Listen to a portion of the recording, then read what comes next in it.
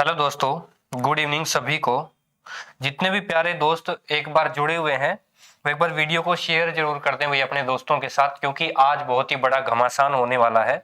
जैसा कि आप सभी को पता है, एसएससी सीजीएल 2022 है वो आने वाला है और डेट लगभग तय हो गई है। यूं मान के चलिए अप्रैल या मई के अंदर आपका जो एग्जाम है वो हो जाएगा, उसमें कोई दो राय नहीं है। और फॉर्म अप्लाई होने स्टार्ट हो चुके हैं। आज ही नोटिफिकेशन आई है कि 23 तारीख से पहले पहले अपने फॉर्म अप्लाई कर लें ताकि कल को कोई दिक्कत ना हो, क्योंकि आपको पता है कि लास्ट के टाइम के अंदर जो सर्वर है वो इनका थोड़ा सा डाउन चला जाता है, तो इस वजह से कोई दिक्कत ना हो, तो इसलिए इन्होंने एक स्ट्रिक्ट नोटिफिकेशन निकाला है कि आप जल्दी से जल्दी अपना फॉर्म अप्लाई कर दे जिन किसी को भी अप्लाई करना है। ठीक है दोस्तों।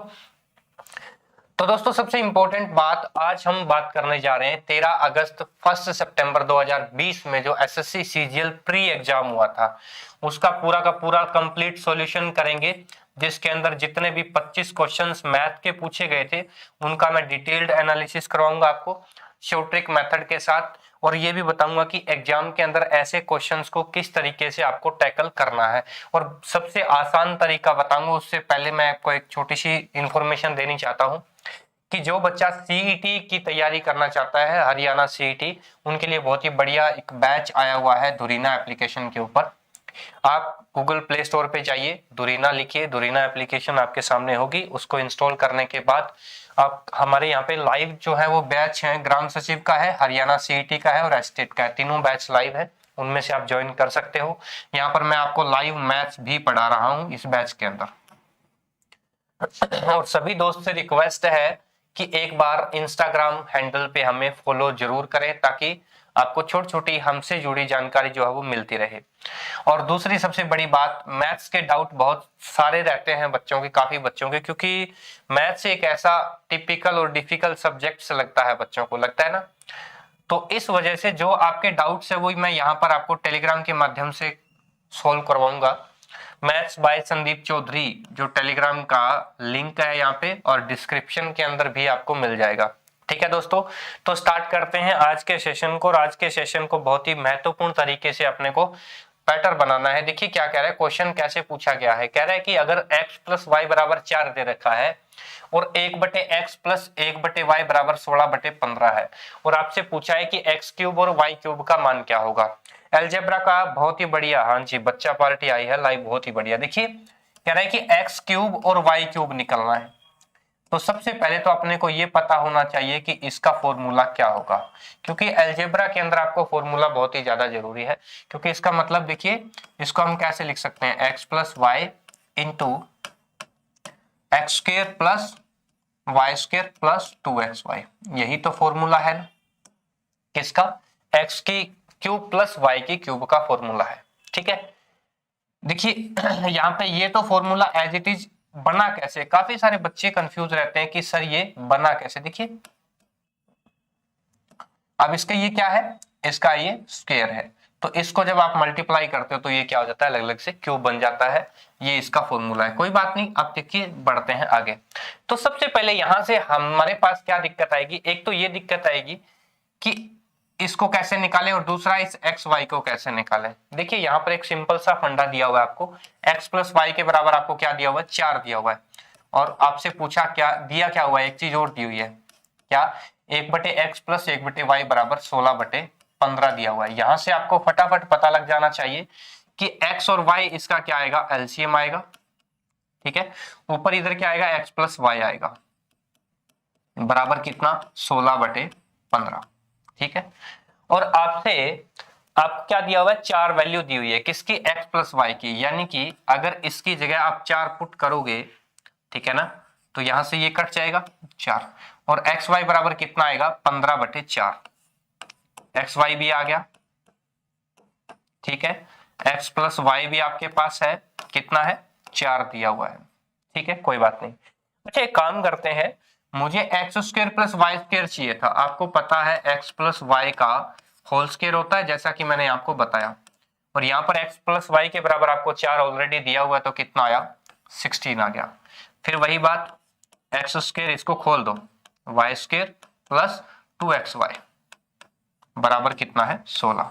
एक्स वाई की वैल्यू आपको दी हुई है कितनी, 15/4, तो यहाँ पे कितना रह जाएगा 15/2 रह जाएगा, क्योंकि ये 2 से 2 कट जाएगा, ये इस साइड जाएगा तो माइनस हो जाएगा। ठीक है। अच्छा, x² plus y² is equal to 16 दूने 32, 32 में से 15 गया, कितना बचा 17 बचा, कितना बचा 17, 17/2, ये आ गई वैल्यू। अब आपके पास सब चीज की वैल्यू है, x प्लस वाई की वैल्यू है, एक्स वाई की वैल्यू है और x² प्लस y² की वैल्यू है, यहाँ पे पुट कर दो, x³ प्लस y की क्यूब का वैल्यू आ जाएगी, कितना आएगा लगभग मेरे हिसाब से 17 34 और ये 43 19 19 एक लगभग आएगा, चेक कर लेना। ठीक है ना।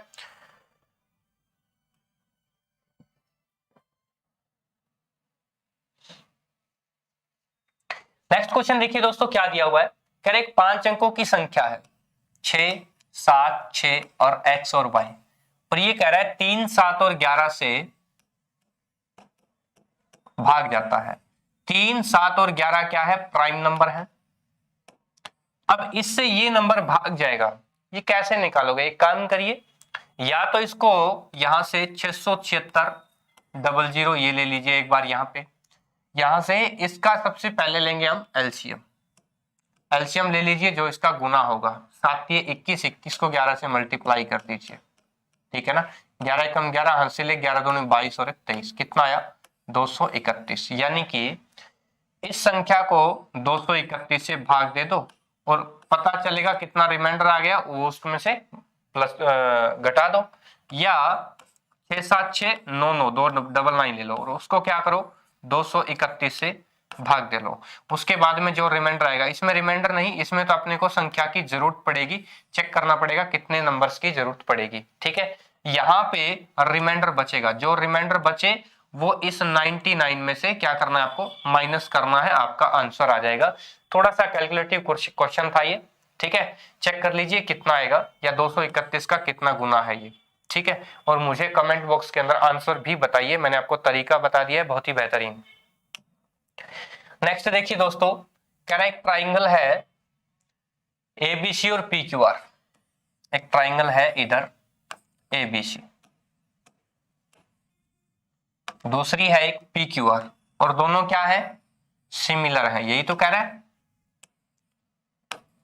दो ट्राइंगल बन गई अपनी एबीसी और पीक्यूआर, और दोनों क्या है, सिमिलर है, ये दोनों ट्राइंगल सिमिलर है। ठीक है, अच्छा एबीसी और पीक्यूआर का क्षेत्रफल कितना है, इसका 64 सेंटीमीटर स्क्वायर है, इसका 81 सेंटीमीटर स्क्वायर है, दोनों का एरिया दिया हुआ है। और ये कह रहा है एडी और पीटी, एडी यहां पे देखिए एडी है और इधर क्या है पीटी, ये टी है, ये आपस में क्या है, परपेंडिकुलर है, माध्यिकाएं है किसकी, इन ट्राइंगल्स की माध्यिकाएं है, और परपेंडिकुलर भी आप बोल सकते हो।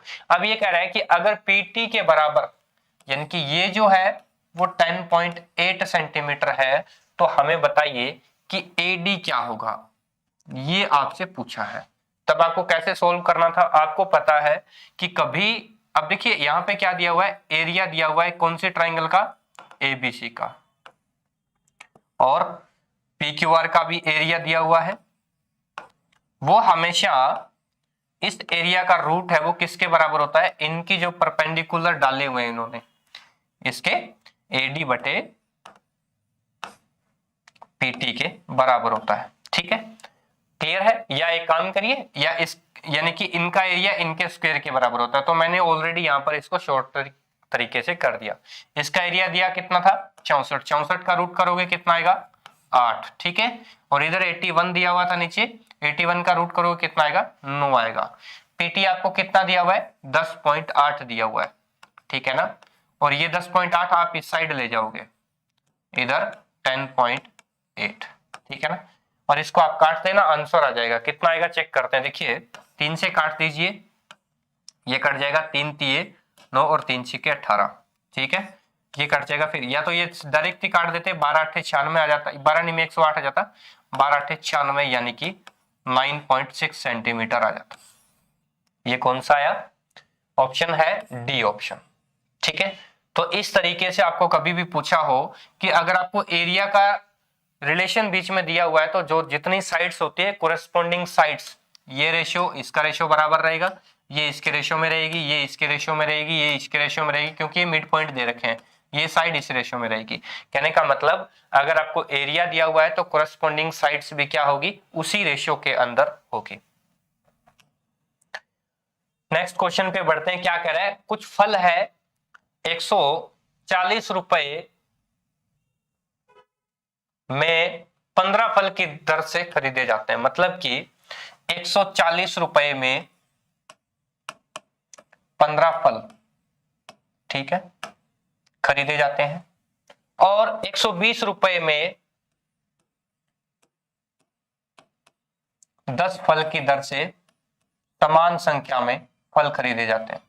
मतलब इन्होंने फल दो टाइप के खरीदे हैं, ठीक है, दोनों अलग अलग जगह से खरीदे इन्होंने। अब क्या कह रहा है, तथा सभी फल, अब दोनों फल खरीद लिए, सभी फल को क्या करेगा वो 132 रुपए के हिसाब से बेच देगा। ये सेल आउट कर देता है, यहाँ पे 132 के हिसाब से उनको बेच देता है। अब ये कह रहा है, यहाँ पे एक चीज समझ में आनी चाहिए आपको, यहाँ पे बोला भी हुआ उसने समान संख्या में, यानी कि जितने फल खरीदेगा वो उतने ही बेचेगा। ये तो समझ में आया। जब वो बेचेगा, यहाँ पर देखिए इसने 15 फल और इधर 10 फल, लेकिन अपने को नहीं पता कि ये है कितने, तो एक काम करिए ना, इनको समान कर दीजिए। देखिए 140 के 15 फल इसने खरीदे हैं, तो एक फल की कीमत कितनी रहेगी, बटे 15, और 15 और 10 का एलसीएम कितना आएगा, क्योंकि समान फल करेंगे तो ये 30 आएगा। कहने का मतलब कि 30 ये फल कर देते हैं, 30 ये फल कर देते हैं, ठीक है। तो 30 चेक करिए, 140 रुपए में जो है वो 15 फल आते हैं, तो 30 रुपए में कितने फल आएंगे, या 30 फल कितने रुपए के आएंगे, तो आप डायरेक्टली कर सकते हो, चक्कर ही नहीं है कोई, सीधा डायरेक्टली कर सकते हो। ये 15 फल 140 के हैं, तो 30 फल कितने होंगे, 280 के होंगे।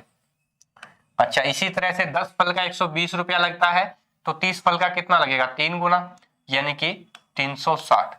तो कितना बना ये टोटल, ये टोटल बना 640, यानी कि इसने जो है वो टोटल फल लिए थे 640, और कितने फल, 30 फल ये लिए थे और 30 फल ही ये लिए थे, यानी कि कुल कितने फल हो गए उसके पास, 60 फल हो गए।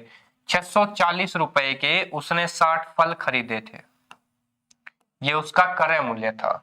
अब बेचे कितने हैं, 60 ही तो बेचे होंगे, ठीक है ना, इसने क्या करे होंगे, 60 ही तो बेचे होंगे।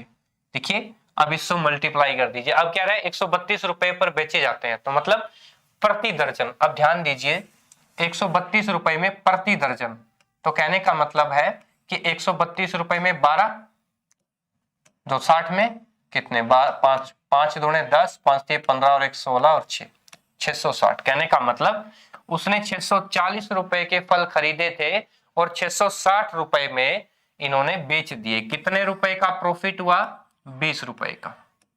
अब 20 रुपए का प्रॉफिट हुआ है, किसके पीछे हुआ है, 640 के पीछे। आपसे पूछा है लाभ का परसेंटेज क्या है। कभी भी ध्यान रखना, प्रॉफिट या लॉस यानी कि लाभ और हानि हमेशा किसके ऊपर होंगे, क्रय मूल्य के ऊपर होंगे, सीपी के अंदर ऊपर होंगे कॉस्ट प्राइस, यानी कि 640। कहने का मतलब है, ये कह रहा है कि 20 रुपए का लाभ 640 पे, तो 100 पे कितना, तो निकाल लीजिए आप, ठीक है, सोल्व कर लीजिए। कितना का आएगा, लगभग 6 दूने 12, 6 3 18, मतलब 3 से थोड़ा सा ज्यादा होगा, मतलब 4 से कम होगा, क्योंकि 6 3 18 और 6 4 से करते हो तो वो 24 चला जाता है।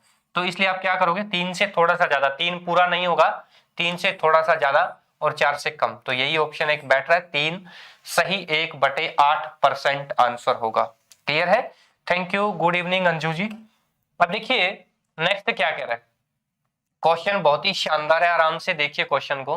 पूछा गया था और काफी सारे बच्चे छोड़कर भी आ गए थे, क्योंकि थोड़ा सा कैलकुलेटिव था, और वैसे कैलकुलेटिव नहीं है, बहुत ईजी है। देखिए जनवरी अप्रैल और जून में, जनवरी अप्रैल और जून, यहां पर ऐसे मार्क कर लिया करो आप, बी द्वारा बेची गई कुल कारें, जनवरी में बी ने इतनी बेची थी, और ये, ठीक है ना, कितना है 600, 580 और 620।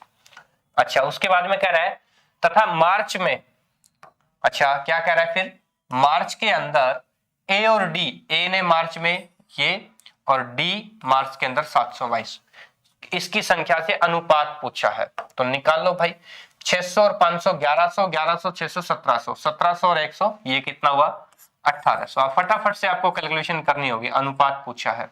722, 7 और 6 13, और 28 और 22 50, यानी कि 1350। कैलकुलेशन जरूरी होनी चाहिए आपको। अब यहां से आपको पता है 45 से ये जा रहा है, 45 से ये जा रहा है, 45 चौके और 45 दिए, यानी कि 4:3 आपका आंसर है। आपसे सिर्फ अनुपात पूछा था, डीआई का क्वेश्चन लग रहा है जैसे तो, लेकिन बहुत ही इजी है, आपको सिर्फ डाटा फाइंड करना है और कुछ नहीं करना, ठीक है ना। नेक्स्ट प्रश्न देखिए, अलजेब्रा का बहुत ही शानदार प्रश्न है, और ऐसे प्रश्न अक्सर हर एक पेपर के अंदर आपको मिल जाएंगे।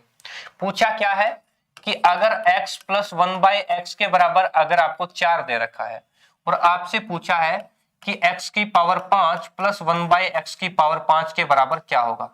तो एक सिंपली बता दूं, इस तरह के क्वेश्चनों को करने के लिए अपने को क्या करना पड़ता है, एक या तो x² प्लस 1/x² यानी कि पावर 2 और एक पावर 3 वाला निकाल लो, ठीक है। और ये 3 और 2 5 हो गई पावर, लेकिन उसमें फिर भी क्या करना पड़ता है, कितनी भी पावर हो बेशक उसमें से x प्लस 1/x माइनस करना ही पड़ता है। तो ये इसका फॉर्मूला हो गया। अब बताइए, जब आपको x plus 1/x is equal to 4 दे रखा है और x² प्लस 1/x² आपसे पूछा है, तो क्या करोगे भाई, 4 चौके 16 माइनस 2 कितना आया, 14 आ गया, ये तो आ गया। दूसरा आपसे पूछा है कि x की क्यूब प्लस 1/x की क्यूब निकालना है, तब कैसे निकालोगे, वही बात, x प्लस 1/x बराबर 4 दे रखा है, तो 4 चौके 16 चौके 64, 64 माइनस 3 गुणा, क्योंकि 3 भी होता है ना, तो 3 चौके 12, तो कितना आया, 64 माइनस 12 इज इक्वल टू 52 आ गया, यानी कि 14 और 52 दो आ गए। इसके अंदर पुट करो, x² प्लस 1/x² क्या आया, 14 आया, गुना क्यूब वाला क्या आया, 52 आया, माइनस ये आपको दिया हुआ है, ये आप लास्ट में घटाना है, कितना हुआ, 14 दूनी 28, 14 5 70, माइनस 4 कितना आया, 724 आंसर दिख रहा है ऑप्शन के अंदर, बताइए फटाफट से। बिल्कुल दिख रहा है, ये देखिए सी ऑप्शन इज करेक्ट, कोई दिक्कत नहीं। चलिए नेक्स्ट क्वेश्चन देखिए दोस्तों, बहुत ही शानदार और सुंदर क्वेश्चन है। कह रहा है कि 28 संख्याओं का जो औसत है ना, वो कितना है, 77 है, यानी कि ये क्या होगी, कुल अंक का कितने हो गए, ये कुल संख्याएं। आप कभी भी अगर आपको टोटल संख्याएं दे रखे हैं और उसमें से एवरेज दे रखा है, तो कुल संख्याओं का योग निकालना है, तो उनको मल्टीप्लाई कर दो, टोटल संख्याएं आ जाएंगी, ठीक है ना। अब देखिए नेक्स्ट क्या कह रहा है, तरीके हैं 2-3 इस क्वेश्चन को करने के। कह रहा है टोटल है भाई 28, यानी कि यहां से लेकर के यहां तक, ये अगर 1 है तो ये 28, टोटल 28 संख्याएं दे रखी हैं। उसमें ये कह रहा है कि पहली 14 जो है ना, 1 से लेकर यहां तक 14 है, उनका जो 14 है ना,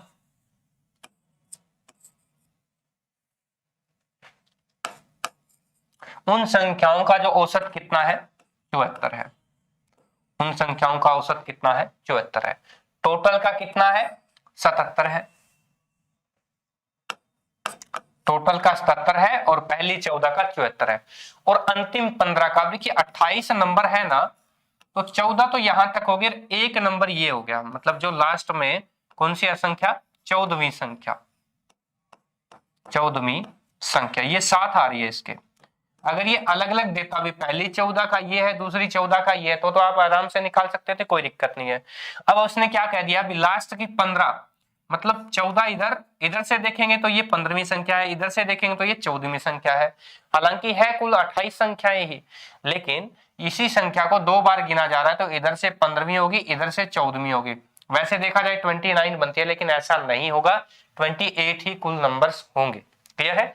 और ये कह रहा है कि यहां से जो लास्ट की जो 15 संख्याएं हैं, उनका कितना है भाई, 84 है, ठीक है।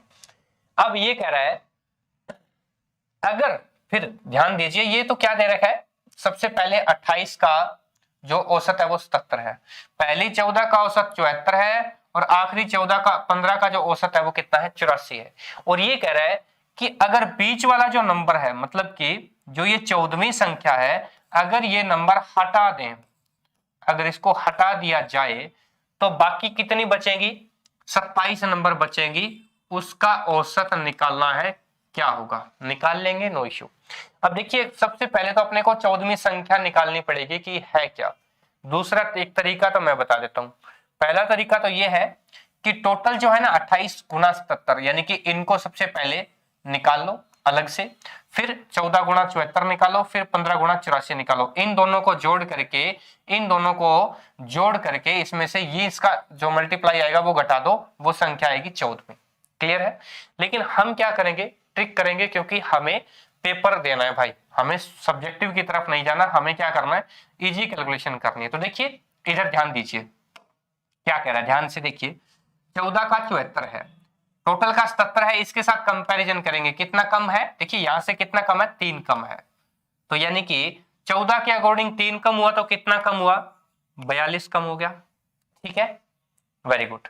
अच्छा इधर देखिए 84 है, होना 77 चाहिए था, मतलब ज्यादा हो रहा है। कितना ज्यादा हो रहा है, +7, यानी कि 15 साते कितना हुआ, 15 साते कितना होगा, देखिए 105, यानी कि इधर 105 है वो प्लस हो रहा है।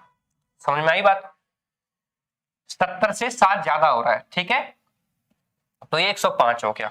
तो इनका सॉल्यूशन देखिए, और इसमें क्या करना है आपको, 77 जोड़ना है, क्योंकि ये जो एवरेज आया है ये इसके अंदर हमेशा ही जुड़ेगा। जो टोटल एवरेज और उसमें से जो डिफरेंस है या जो पॉजिटिव है वो संख्या उसी अकॉर्डिंग चलेगी। क्लियर है? अब देखिए ध्यान से, अब 77 में से 42 घटा दो या 105 में से 42 घटा दो। 105 में से 42, याद देखिए 7 में से 2 गए 5, 5 और 5 10 हासिल 1, 7 में से 4 गए 3, 3 और 1 4, तो यानी कि कितना बना, 140। वो नंबर कितना है, 140 नंबर है। ठीक है, अब आपसे पूछा है कि अगर इस नंबर को हम हटा दें, अगर इस नंबर को हम हटा दें तो कोई बात नहीं भाई, 28 गुना 77 जो भी आएगा ये टोटल है ना, और इसमें से आप क्या करना, 140 घटा देना और उसको 27 से डिवाइड कर देना। जो आंसर आएगा वही आपका नया औसत होगा। ठीक है ना, नया औसत होगा। चेक कर लेना कितना, 77 है। अगर औसत 77 है, ध्यान दीजिए, सबसे पहले औसत कितना है, 77 है। संख्या कौन सी निकालनी है, 140, यानी कि औसत तो 77 से क्या होगा, आसपास होगा या कम होगा या ज्यादा होगा, वो आप चेक करके मुझे बताइए कि कितना हो सकता है इसका। ठीक है, कमेंट बॉक्स आप लोगों के लिए बिल्कुल फ्री है। अब देखिए दोस्तों नेक्स्ट क्वेश्चन सिंप्लीफिकेशन का है, बहुत ही अच्छा और शानदार प्रश्न है। देखिए आपको बोर्ड मास का फॉर्मूला पता होगा, क्योंकि सब चीजें बोर्ड मास से चलती हैं अगर आप सिंप्लीफिकेशन कर रहे हो तो। ये क्या है, ब्रैकेट है। अब ब्रैकेट के अंदर सबसे पहले मीडियम, फिर करली और फिर बड़ी खोलते हैं। ये है ऑफ का मतलब यहाँ पे या का लगाया हुआ हो हिंदी मीडियम में, डी का मतलब डिवीजन यानी कि भाग दिया हुआ हो, एम का मतलब मल्टीप्लीकेशन यानी कि गुणा हो, एडिशन यानी कि जोड़ हो, सब्ट्रैक्शन यानी कि घटा हो। ये सबसे इस अकॉर्डिंग चलता है हमारा सिंप्लीफिकेशन। एक क्वेश्चन सिंप्लीफिकेशन का आया हुआ है। देखिए 20 भाग 8 का 5, 8 5 40, क्योंकि पहले का को सोल्व करिए, यहाँ पे का को सोल्व करिए, तो 20 बटे भाग है तो बटे 8 40 हो गया। ठीक है, गुना, ये एज इट इज लगा दो। उसके बाद यहाँ पे क्या है, 6 में से 3 गए, ये 3 आया, सॉरी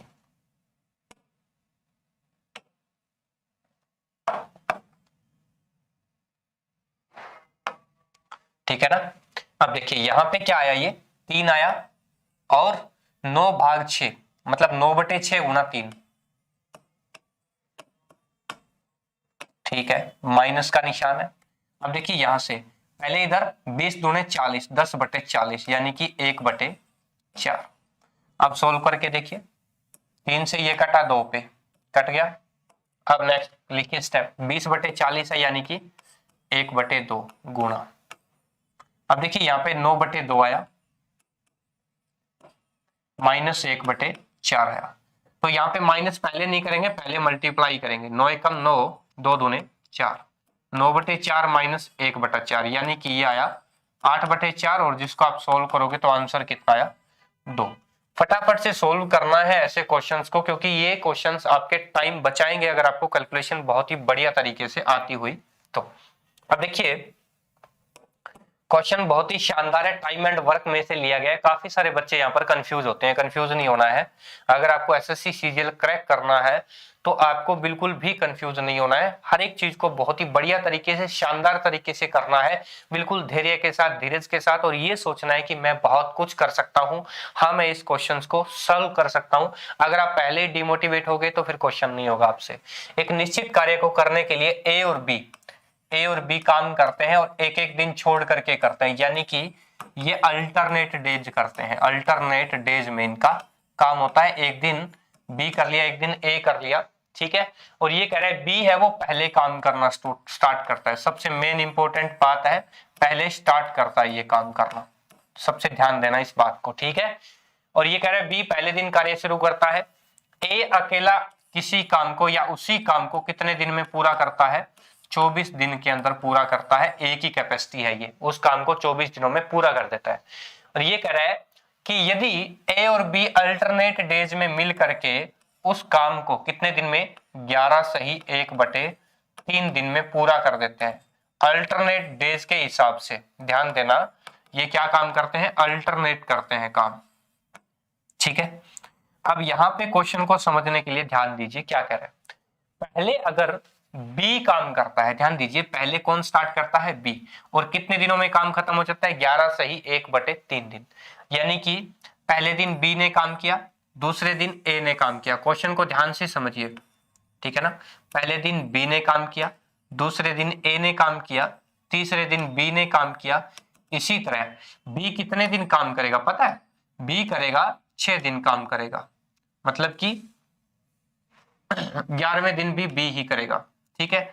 और सी की ए की जब बारी आएगी तो बचा हुआ जो 1/3 काम है ना, वो भी क्या करेगा, ए करेगा, ठीक है ना। क्योंकि 11 दिन और 1/3 दिन ये है, ये लास्टवा दिन है, यानी कि 12वें दिन का 1/3 हिस्सा है, यानी कि तीसरा हिस्सा है। अगर वो 9 घंटे दिन में काम करते हैं तो मतलब ये 3 घंटे का काम है। क्लियर है। अब ध्यान दीजिए, यहां से आपको पता लगा कि क्या करेगा, बी जो है वो उस काम को लगातार 6 दिन में करेगा।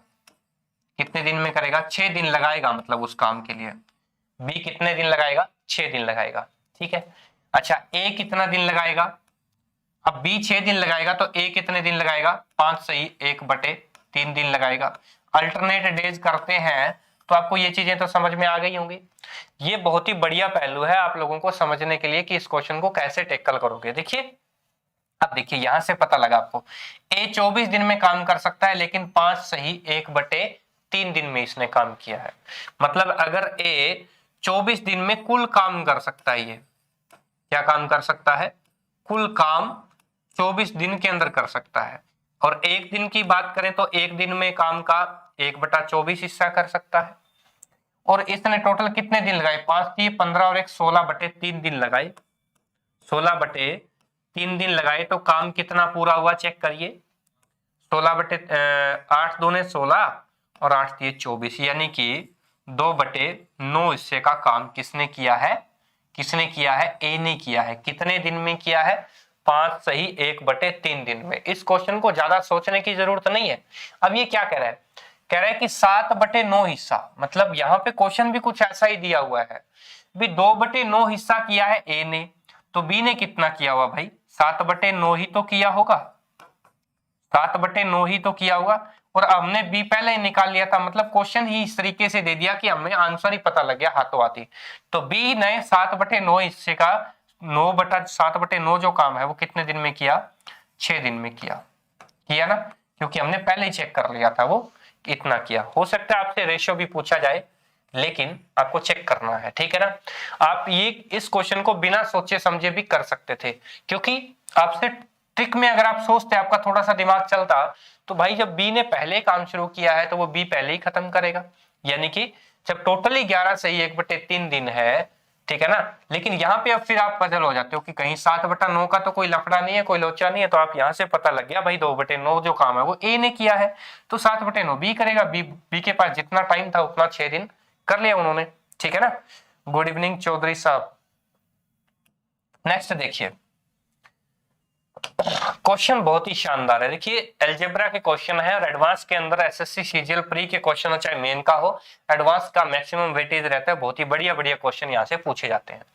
क्वेश्चन क्या कह रहा है, कह रहा है कि 8 इंटू एक्स प्लस वाई के cube minus 27 into x minus y is equal to ये और ये दे रखा है और आपसे पूछा है कि ए प्लस बी माइनस सी क्या होगा। अच्छा एक तरीका है, एक ट्रिक है, ये पूछा हो या ए प्लस बी प्लस सी पूछा हो, कुछ भी पूछा हो, आपको एक ट्रिक यूज करनी है भाई। हमेशा एक बराबर 1 यूज कर लिया, सॉरी एक्स बराबर 1 यूज कर लिया करो और y बराबर -1 यूज कर लिया करो, आपका आंसर आ जाएगा।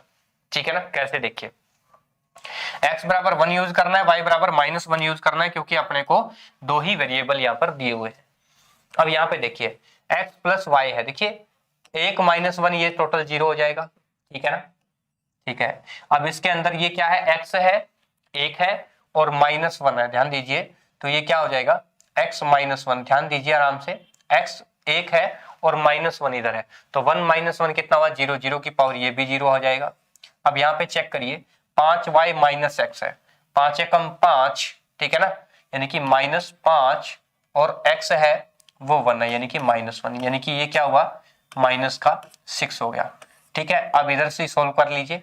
ये कहने का मतलब है कि ये 6 आया, इधर भी चेक कर लीजिए कितना आएगा और इनटू में ABC कर दीजिएगा। सीधी सी बात है, इस कंप्लीट के अंदर आपको करना है और इस तरीके से 6 इधर बचा है तो 6 6 के 36 के लगभग आपका आंसर आएगा, चेक कर लेना, ठीक है ना।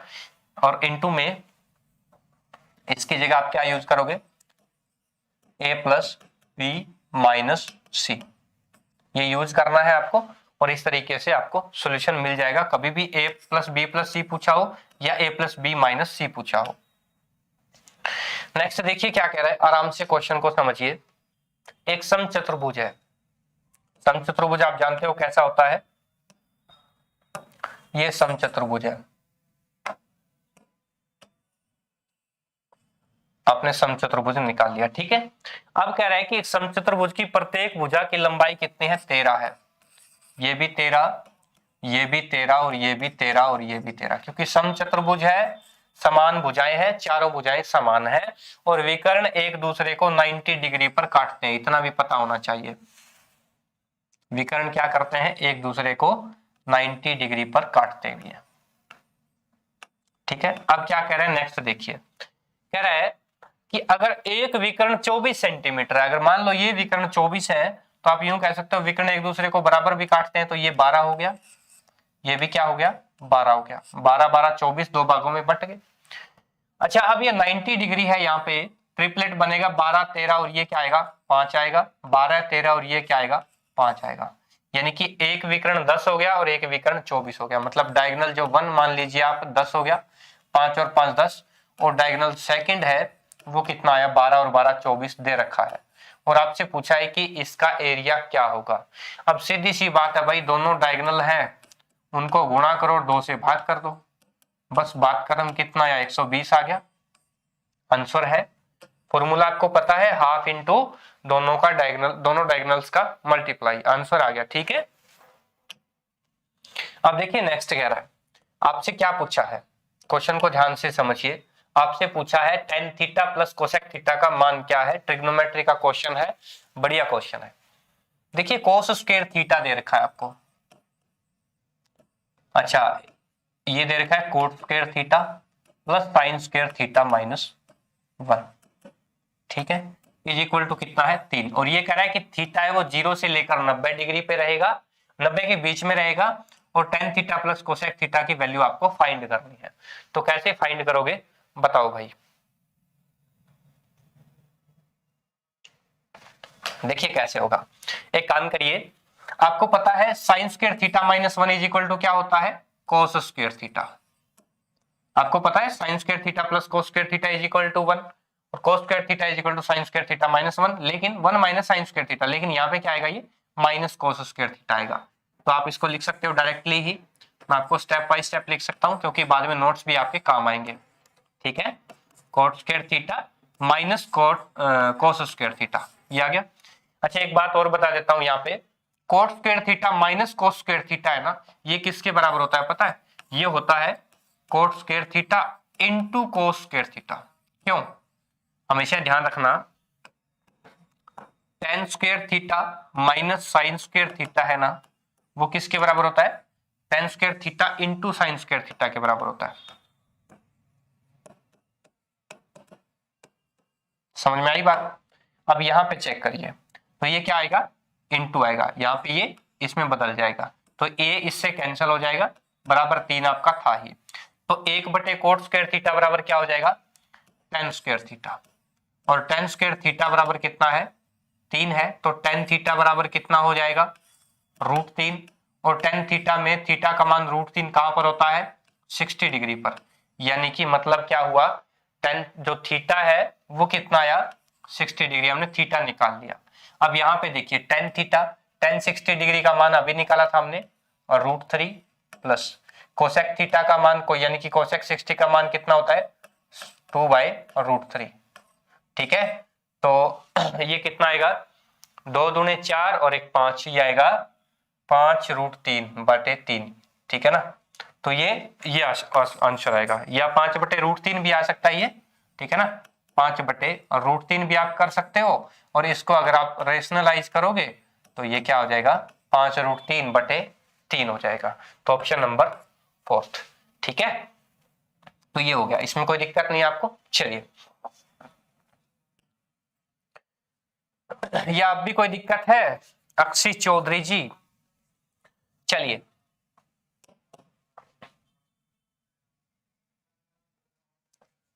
कह रहा है 2 ट्राइंगल है, ठीक है ना, एक ये ट्राइंगल है और एक ये ट्राइंगल है। दोनों ट्राइंगल दे रखी है आपको, ये है ABC और दूसरी है PQR। दोनों क्या है? सिमिलर है। और ये कह रहा है कि अगर इसका एरिया है 144 है और इसका एरिया 49 है, दोनों सिमिलर है, कम ज्यादा एरिया हो सकता है, नो इश्यू। ठीक है, और ये कह रहा है कि अगर AB 12 है, ये 12 है, BC 7 है और AC है वो 9 है, और आपसे पूछा है कि PR किसके बराबर है, यानी कि ये किसके बराबर है, ये आपसे पूछा है। इतना तो पता होना चाहिए कि ये कोरेस्पोंडिंग साइड इसकी है। ठीक है, और मैंने आपको ये भी बताया था भी हमेशा इनका जो एरिया है उनका या तो रूट कर दो, या इन साइडों का स्क्वायर इसके एरिया के बराबर होगा। ये बात भी ठीक है। तो एक काम करिए ना, डायरेक्टली क्या करेंगे हम, पहले का एरिया डिवाइड बाय दूसरी का एरिया। ठीक है, इसको रूट में डाल दो, बराबर पहले की साइड कोरेस्पोंडिंग और दूसरी की जो निकालनी है। ये आएगा 12, ये आएगा 7, 12/7। ठीक है ना, या इसको पलट दो, कोई दिक्कत नहीं है। तो x बराबर कितना आएगा?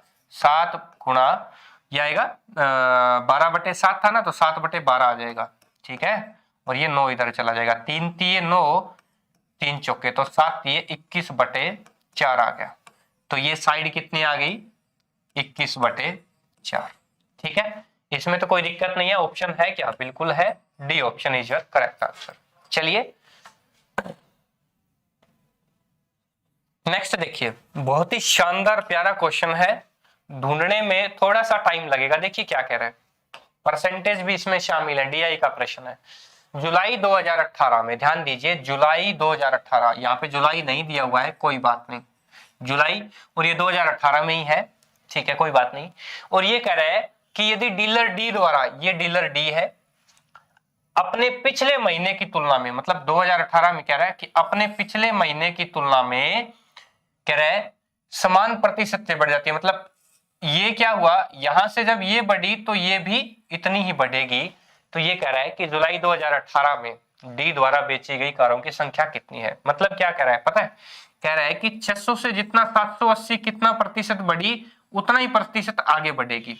मतलब भी जब पहले 600 से जब 780 बढ़ी, ठीक है, उतना ही परसेंटेज, यानी कि ये कितना परसेंटेज बढ़ी, उतना ही परसेंटेज बढ़ाना है। तो 2018 के जुलाई के अंदर बताओ कि उसने कितनी कारें बेची होंगी। ठीक है, कोई बात नहीं। अच्छा एक बात बताओ भाई, 600 से, यहां देखिए, 600 से 780 यानी कि कितना बढ़ रहा है? 180 बढ़ रहा है। किसके पीछे? 600 के पीछे। भाई 600 का 180 बढ़ रहा है, 600 पे 180 बढ़ रहा है, यानी कि कितना बढ़ रहा है? 30% बढ़ रहा है। बढ़ रहा है कि नहीं बढ़ रहा है? 30% बढ़ रहा है कि नहीं बढ़ रहा है? 6 18 है, डायरेक्टली निकाल सकते हो। 30% बढ़ रहा है, तो 780 का भी 30% निकाल लीजिए, या तो एक काम कर लीजिए 780 में उसी का 30% जोड़ दीजिए। 30% क्या होगा? 3 8 24 हासिल 2 और 3 7 21 और 2 23, 4 8 और 3 11 हासिल 1 7 और 2 9 और 1 10, बस बात खत्म। 1014, यानी कि ये क्या करेगा? जुलाई के अंदर 1014 कारें बेचेगा, तभी 30% का इसका सक्सेसिव पैरामीटर बना रहेगा कि हमने मई से जून में 30% फालतू बेची, जून से जुलाई में भी 30% फालतू कारें हमने बेची। नेक्स्ट देखिए, अब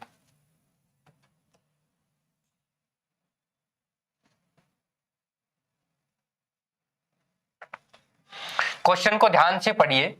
ये कह रहा है कि एक दुकानदार है, ठीक है, एक पुस्तक को प्रिंट रेट एमआरपी रेट से कितना कम बेचता है? 21% की छूट इसको मिलती है। 21% की छूट पे इसको मिलती है। अब ये कह रहा है उसके बेचने के बावजूद भी वो कितना? 21% उसको क्या मिलता है? प्रॉफिट मिलता है। अच्छा, प्रॉफिट जो है वो आपको पता है हमेशा सीपी पर मिलता है, चाहे वो प्रॉफिट हो चाहे वो लॉस हो, वो किसके ऊपर मिलता है? सीपी पे। एक बात ध्यान रखना, ठीक है। अब ये कह रहा है पुस्तक के क्रय मूल्य, सीपी हम क्या मानते हैं? हम मानते हैं भाई सीपी कितना था? 100%। और विक्रय मूल्य, अब प्रॉफिट के साथ जो विक्रय मूल्य बिकेगा वो कितने पे बिकेगा? 121 रुपए पे। जब सीपी 100 है तो प्रॉफिट 21% बढ़ के यानी कि 21, और आपसे सिर्फ यही पूछा है कि क्रय मूल्य और विक्रय मूल्य का अनुपात क्या है। मतलब कि इस छूट का कोई मतलब नहीं है, सिर्फ आपको घुमाने फिराने के लिए इसने पूछा है। तो 100 अनुपात 121 इसका आंसर रहेगा। अगर वो छूट के साथ पूछता तो बात कुछ और होती, ठीक है ना। नेक्स्ट देखिए, अब बताइए इस क्वेश्चन का आंसर क्या होगा?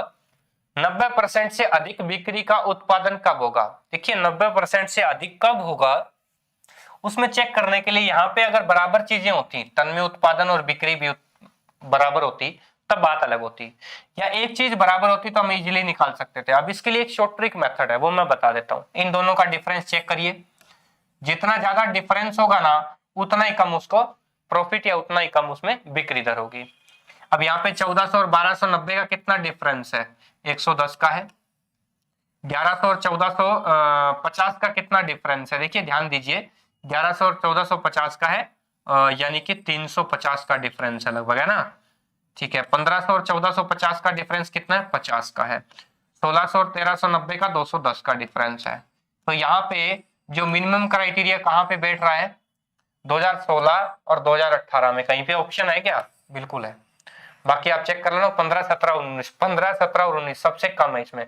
अगर ये 90% से कम की या सबसे कम उत्पादन की जो उत्पादन से बिक्री उत्पादन के अकॉर्डिंग अगर पूछे तो ये ऑप्शन सही होता। मतलब कम की बात करती तो ये, अधिक है तो ये। इस क्वेश्चन में कुछ भी टाइम नहीं लगना था आप लोगों को, बहुत इजी था।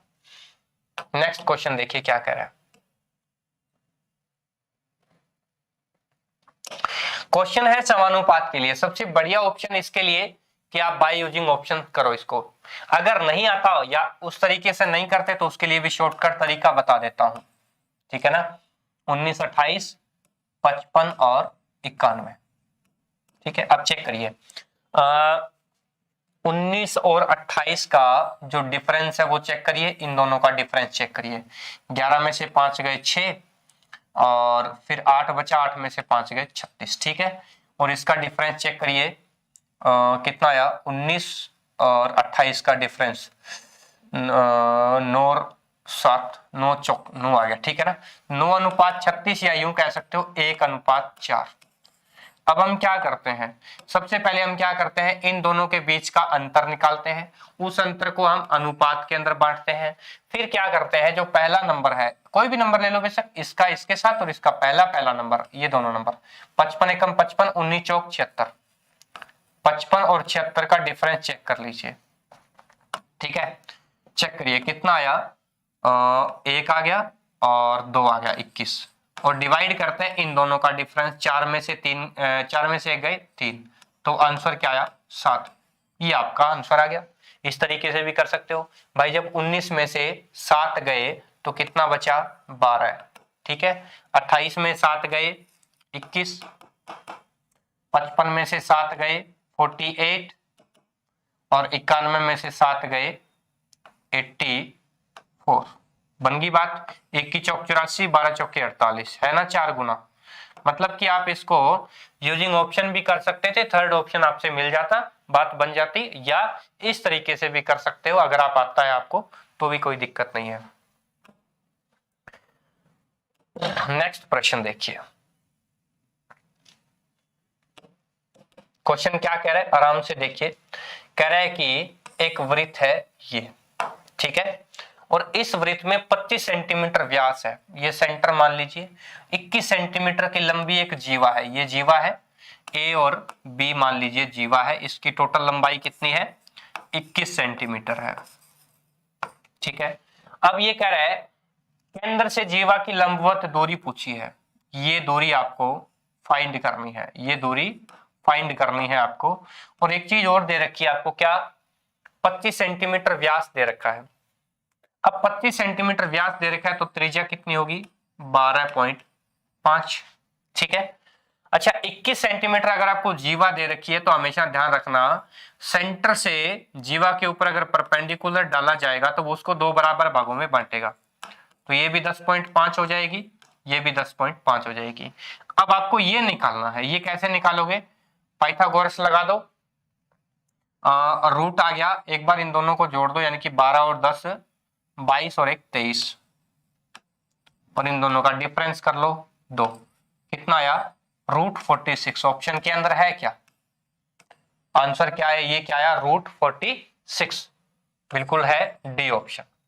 इस तरीके से करना है आपको, या आप डायरेक्टली कर सकते हो आप, मैंने तो शॉर्टकट यूज किया है 12.5 का स्क्वायर माइनस 10.5 का स्क्वायर। अब सीधी सी बात है भाई, कभी भी ध्यान देना ए स्क्वायर माइनस बी स्क्वायर निकालना था ना आपको, तो सीधी सी बात है, तो एक बार प्लस एक बार माइनस, दोनों का मल्टीप्लाई कर दो, तरीका वही है ना, सेम है।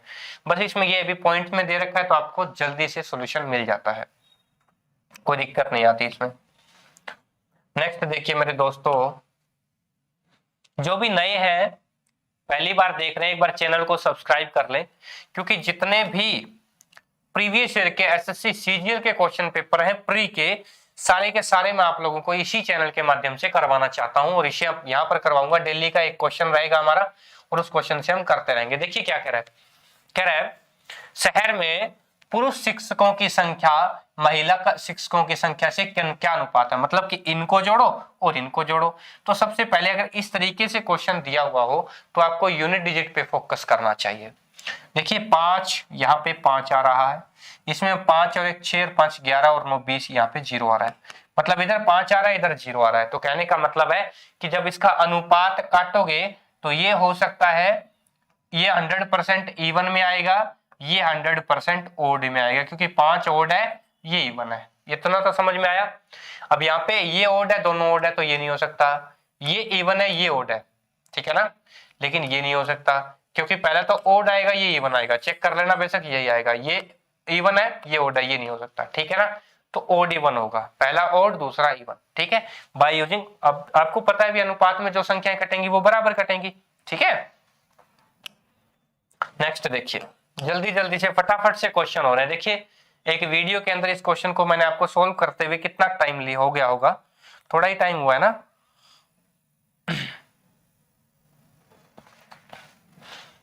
अच्छा कह रहा है, ध्यान दीजिए क्या कह रहा है, नेक्स्ट क्वेश्चन है 15% प्रति वर्ष की दर से।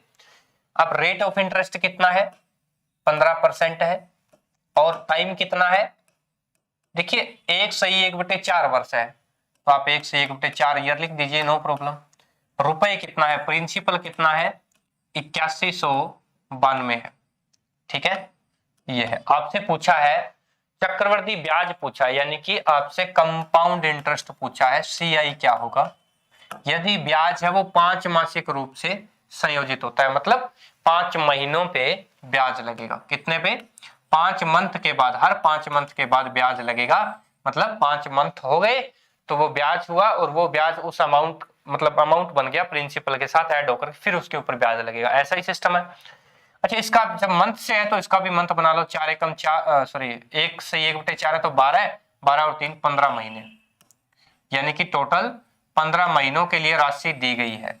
तो कहने का मतलब ये है कि 15 महीने टोटल है, तो 5 महीने 5 महीने और 5 महीने की 3 किस्त बनेगी। इतना तो समझ में आया कि 5-5 मंथ की 3 किस्तें बनेंगी, 15 मंथ में पूरा होगा। ठीक है, यहां पे 8192 रुपए दिए गए थे, यहां पे कितने लेंगे वो पूछना है, पूछ रहा है, या ये पूछ रहा है कि उसका ब्याज क्या होगा, सॉरी इसमें इंटरेस्ट जो आएगा उसका डिफरेंस निकाल लेंगे, वो इंटरेस्ट आ जाएगा, कोई दिक्कत नहीं है। अब सबसे पहले तो दिक्कत आती है भाई रेट ऑफ इंटरेस्ट क्या होगा, क्योंकि ये 5 महीने के लिए लग रही है।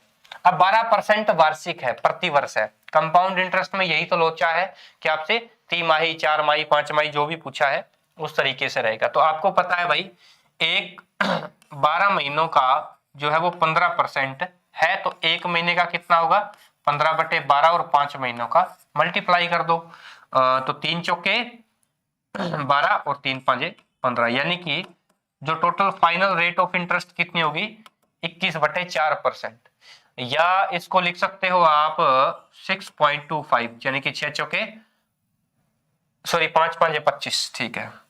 जब भी मैं कहूँ बोल 25 रहा हूँ लिख 21 रहा हूँ, 4 6 24 25, 6.25%, यानी कि यहां भी 6.25% लगेगी, इधर भी 6.25% लगेगी, इधर भी 6.25% लगेगी।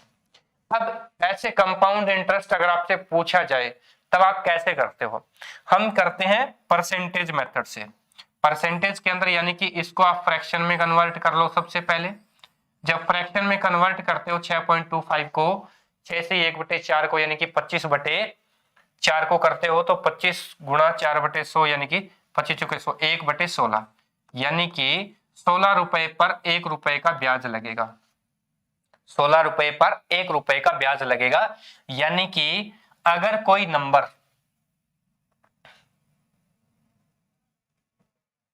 अगर या कोई रुपया है 16 है, उसका कितना हो जा रहा है 17 हो जा रहा है, तो 3 सालों में वो कितना होगा चेक करिए, यानी कि 3 किस्तों में। अब ये साल के बराबर ही मान सकते हो आप, या ये मान लो भी 3 किस्तों में, क्योंकि बार बार पलटेगा। तो 16 की क्यूब और इधर 17 की क्यूब। 16 की क्यूब कितनी होती है मेरे दोस्तों 4096, ठीक है। और ये क्या होगी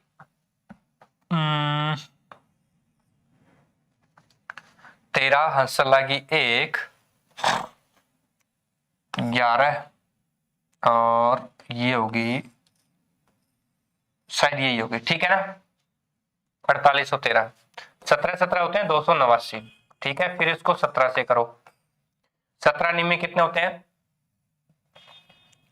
153 हासिल 15, 17 8 136, 136 और 15 कितने होते हैं 6 और 5 11 हासिल 1, 3 और 1 4 1 5, यानी कि 151 हो गए।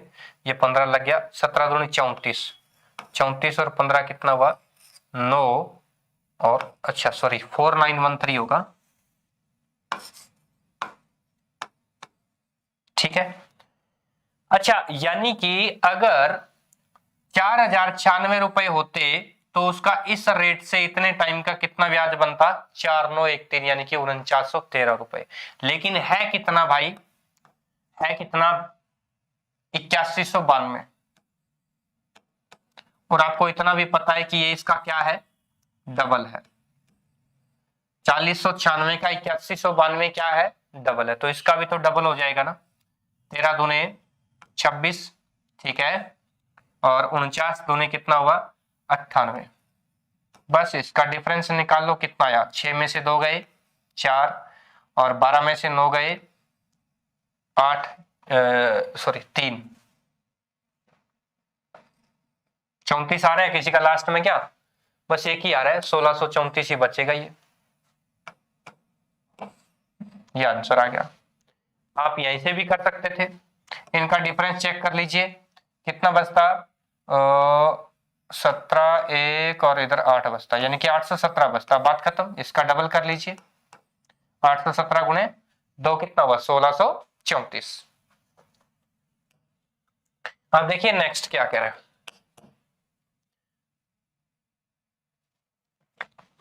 कह रहा है कि एक नदी है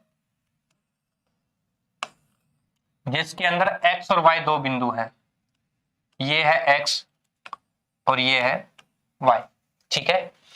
ये कह रहा है P और Q, ये जो x y की अगर सीधी रेखा बन जाए तो इधर पॉइंट P है, इधर पॉइंट Q है। वो x y को क्या करते हैं, 3 बराबर भागों में बांटते हैं, यानी कि ये पार्ट क्या हो गए, बराबर हो गए। कोई दिक्कत नहीं है। कहता है कि नदी है वो x से y की तरफ बहती है, इस साइड उसका फ्लो है, डायरेक्शन फ्लो ऑफ डायरेक्शन।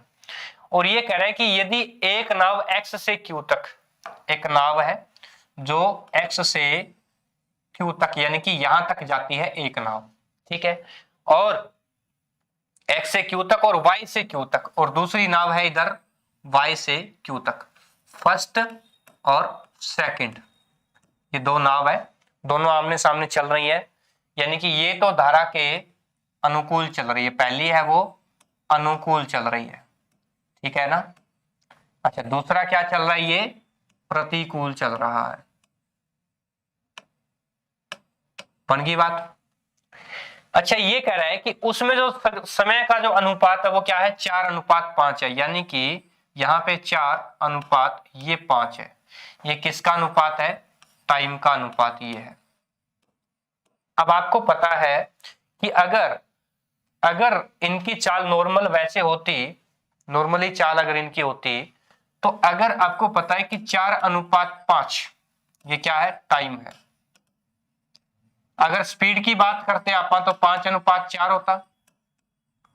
अगर इनकी नॉर्मल स्पीड होती तो इनकी स्पीड का रेशो क्या होता, 5:4, यानी कि टोटल आउटपुट हमारे पास क्या निकलती, 5 चौके 20। अब आपसे पूछा क्या है, पूछा है कि धारा के अनुकूल नाव की गति। तो धारा के अनुकूल के अंदर क्या होगा, दोनों चीजें होंगी। क्या होंगी, देखो, नाव की गति भी होगी, नाव भी होगी, और धारा, दोनों चाल होगी। दोनों की चाल अगर जुड़ती है तो अनुकूल, और दूसरा है और धारा की गति, सिर्फ क्या है, धारा की गति। ये आपसे पूछा है। एक तो धारा के अनुकूल यानी नाव भी आ गई इसमें, धारा भी आ गई, और दूसरी क्या है, धारा की गति। अब यहां पे आपको क्या करना है, ध्यान दीजिए क्या कह रहा है ये। सिंपल सी बात है, कभी भी आपसे पूछा जाए कि अगर धारा की गति की बात करता है तो दोनों कितने हैं, 20, और धारा की गति की बात कर रहा है, तो यानी कि अगर टोटल ओवरऑल इसमें देखा जाए तो धारा की गति कितनी होती, अगर हम पूरी धारा चल रही है, इधर भी 4 है ये भी 5 है, तो 4 और 5 कितने हो जाते, इधर सॉरी 4 और 5 नहीं कह सकते, दोनों नहीं जुड़ेंगे। इसके अंदर क्या होगा, या तो एक काम कर लीजिए, ये डी मान लीजिए एक डिस्टेंस, ये दूसरी डिस्टेंस, और ये तीसरी डिस्टेंस, क्योंकि तीनों क्या है, बराबर है, ठीक है। इसी के अनुकूल चाहिए, नाव है, आपको पता है कि नाव दो डिस्टेंस ट्रेवल कर रही है, अगर दोनों की चाल बराबर हो, मतलब जुड़ जाए तो, ठीक है।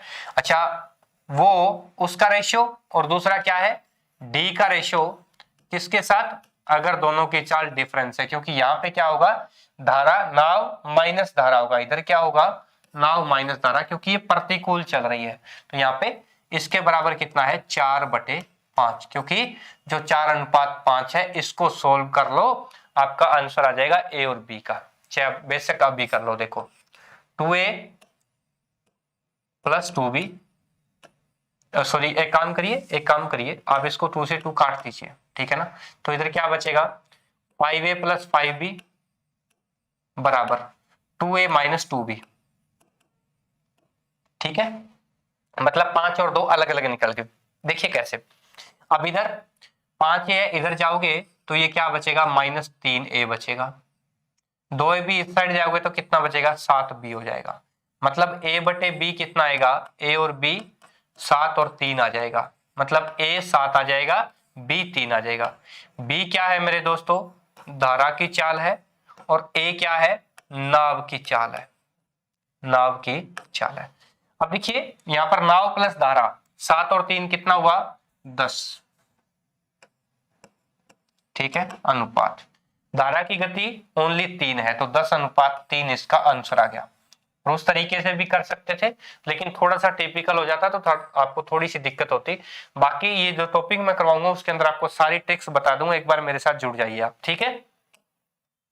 नेक्स्ट देखिए क्या कह रहा है, ये क्वेश्चन बहुत ही शानदार है, बहुत ही शानदार, ठीक है। इस क्वेश्चन को कैलकुलेट करना है और मुझे बताना है कि कैसे आया, क्योंकि ये बहुत ही लंबा चौड़ा है और बहुत ही टफ क्वेश्चन था, डिफिकल्ट था थोड़ा।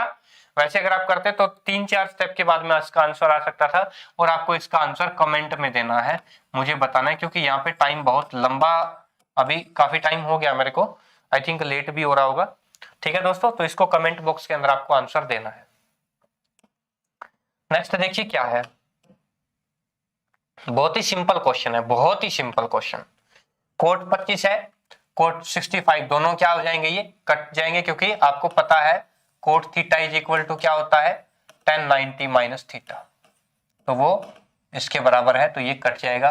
कोट 35 कोट 55 से कट जाएगा, और ये कोट 45 है, या यूं कह सकते हो कोट 25 है, वो क्या होगा 1/tan 25 के बराबर होगा, 1/tan 25, और 1/tan 25 किसके बराबर माइनस कोट 65 के, मतलब ये दोनों कट जाएंगे।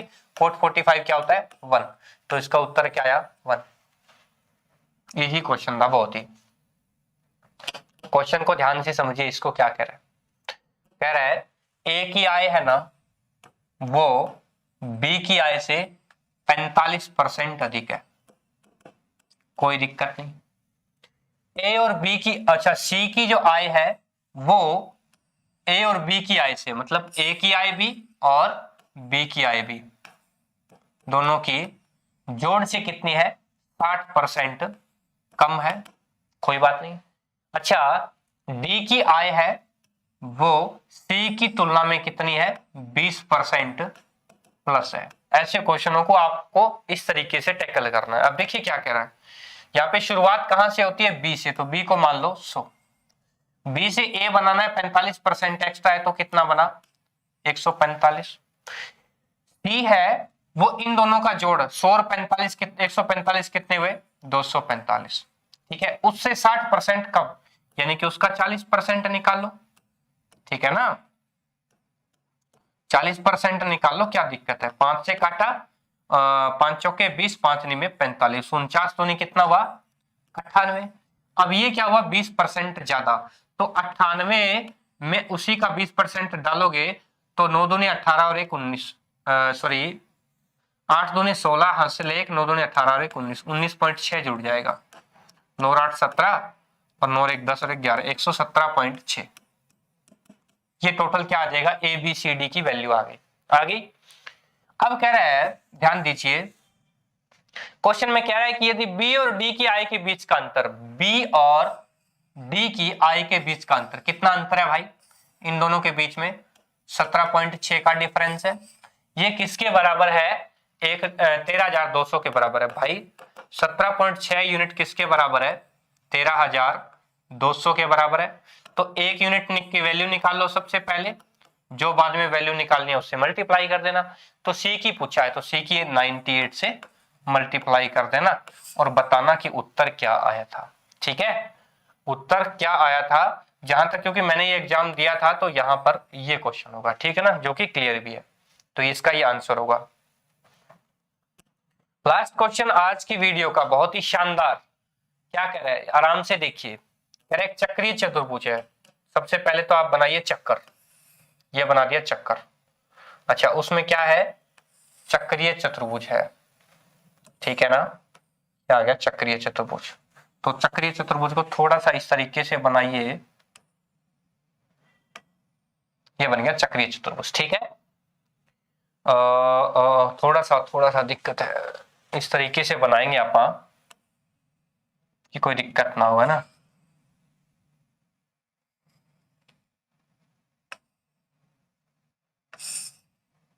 ये बन गया, ये चक्रीय चतुर्भुज आपने बना दिया।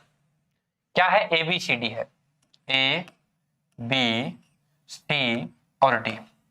फिर क्या कह रहा है भुजाएं ए बी और डी सी को बढ़ाना है। ए बी को बढ़ा दिया, इधर इधर डी सी को बढ़ा दिया, ठीक है ना। ये कोण बन गया एक। अच्छा ए डी उसको ई पर मिलाने के लिए बढ़ाया गया, यहाँ पे पॉइंट ई है। उसके बाद में है ए डी और बी सी को बढ़ाया गया है, और कहां तक बढ़ाया गया है, एफ पर बढ़ाया गया है। अच्छा ये कह रहा है कि अगर ADC 78 है, ADC ये एंगल अगर 78 डिग्री है, और आपसे कह रहा है BEC 52 है, BEC ये है एंगल 52 है, ठीक है। तो आपसे पूछा है कि एंगल AFB का मान क्या है, ये एंगल आपसे पूछा है। तो कैसे निकालोगे, फटाफट से बताइए। देखिए मैं आपको बता दूं, हमेशा ध्यान रखना कि अगर ये 78 दे रखा है, आपको पता है कौन सा है 78, ADC, ठीक है। अगर ये 78 एंगल है, ये 78 है, तो कहने का मतलब इसके सामने वाला जो एक्सटीरियर एंगल होगा ये भी क्या होगा, 78 होगा, ठीक है। अच्छा ये 78 है, ये 52 है, यानी कि 7 और 5 12 और 1 13, ये कितना बचा, 50 बचा, ठीक है। अब निकाल लो, जब फटाफट से निकाल लो, क्या दिक्कत है। ये कोण कितना हुआ, 130 हुआ, क्योंकि इन दोनों का जोड़ ये हो जाता है, ठीक है। अच्छा ये 180 है, तो इन दोनों का जोड़ ये हो गया, 5 और 5 10, 102 डिग्री ये हो गया। अब चारों का जोड़ 100 कितना हो गया, 360 होगा। तो इसमें चेक कर लीजिए, 78 2 80, 80 और 30, और ये कितना आया, शायद 80 आ गया, ठीक है। अब ये निकालना है, आपको पता है ये एक इन दोनों का जोड़ है, वो यहाँ पे गलती हो गई, थोड़ी सी दिक्कत आ रही है। चक्रीय चतुर्भुज है ABCD और DC को CD है, और BC भुजा बिल्कुल सही है।